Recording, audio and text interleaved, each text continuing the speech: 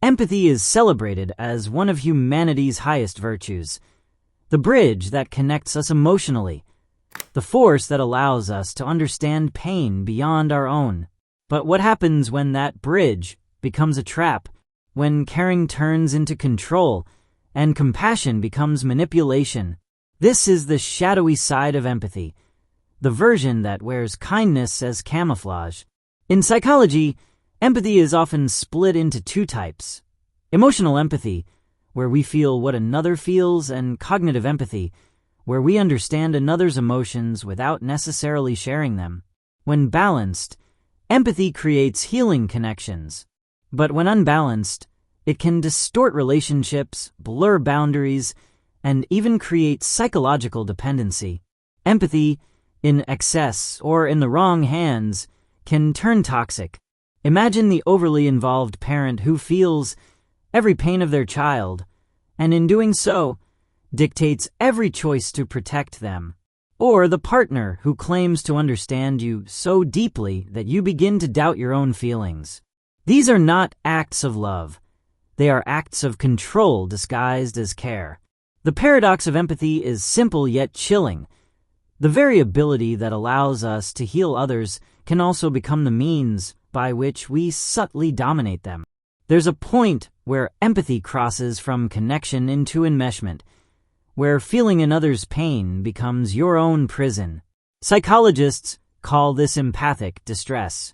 Instead of empowering compassion, it triggers anxiety, burnout, and helplessness. People with high emotional empathy often absorb others' emotions like sponges. In relationships, this can lead to exhaustion, guilt, and even resentment. They may try to fix everyone else, believing that healing others will bring them peace. But the result is often the opposite. They lose touch with their own needs, boundaries, and identity. This hyperempathy can also lead to emotional codependence, where one's self-worth depends entirely on another person's happiness. In trying to help, the empath becomes trapped in the emotional chaos of others. It's not compassion anymore. It's emotional servitude. Empathy, without boundaries, becomes self-destruction. True compassion requires not only feeling others' pain, but knowing empathy isn't always used for good. In the wrong hands, it can become a powerful weapon of psychological manipulation. People with high cognitive empathy, those who understand emotions but don't necessarily feel them, can read others like open books. They know exactly what to say, when to comfort, and how to exploit emotional weaknesses. Think of the charismatic manipulator who always says the right thing, the boss who understands just enough to keep employees loyal, or the narcissist who mirrors your emotions until you trust them completely. Then they turn that trust into control. This dark form of empathy is sometimes seen in psychopathy and narcissistic personality disorder. Such individuals may not feel guilt or compassion, but they know how to imitate it convincingly. Their empathy is purely strategic, a social weapon. When empathy is stripped of morality, it becomes emotional espionage. Understanding others becomes a way to dominate them, not to connect. One of the most disturbing examples of weaponized empathy lies in the narcissist's toolkit. Many narcissists display what's known as selective empathy. They appear caring and understanding when it benefits them, but cold and dismissive when it doesn't. This empathy switch keeps others emotionally dependent. Victims start to question themselves. Was it something I did? Why was he kind yesterday and cruel today? The inconsistency creates confusion, a psychological fog that makes manipulation easier. Narcissists also use empathic mirroring, reflecting your emotions back to you, making you feel deeply understood. It's intoxicating at first, but once you're emotionally invested, the mask slips.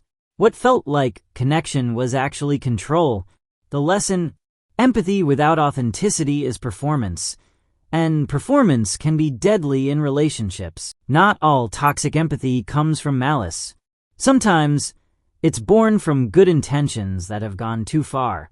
Many caregivers, healers, or fixers suffer from what psychologists call the savior complex, the compulsive need to rescue others, even when it's harmful. This pattern often stems from childhood, growing up in environments where love was earned through caretaking. These individuals equate helping with worthiness. But the darker truth is that constant rescuing denies others their agency. It turns relationships into hierarchies. One person the savior, the other the saved. Over time, this dynamic breeds dependency and resentment. The caregiver feels unappreciated, while the cared-for person feels infantilized. In trying to help, both end up emotionally trapped. Real empathy doesn't fix people. It empowers them to fix themselves. Boundaries are not walls. They're filters. They decide what enters your emotional world and what stays out. For empaths and caregivers, boundaries are essential survival tools. Without them, empathy becomes chaos, every emotion absorbed, every problem personalized. Establishing boundaries means understanding that another's pain is not your responsibility. You can care deeply without carrying the entire emotional burden. Psychologists recommend techniques like emotional grounding, mindfulness, and detachment practices. These don't make you cold, they make you clear. They separate compassion from control, care from coercion. Empathy without limits consumes you. Empathy with structure empowers you. Some people unconsciously seek out highly empathic individuals to fill their emotional voids. These are often called emotional vampires, individuals who drain others' energy to sustain their own. They thrive on drama, crisis, and attention, and because empaths are naturally responsive, they become the perfect targets. The relationship begins with deep connection, but slowly turns into exhaustion and guilt. Recognizing emotional vampires means paying attention to your energy. Do you feel lighter or heavier after interacting with someone? Real empathy uplifts. False empathy depletes. Protecting yourself doesn't make you unkind. It keeps your kindness alive. Today, empathy has become performative. Online, compassion is often measured in likes, retweets, or outrage. The digital world rewards visibility, not sincerity.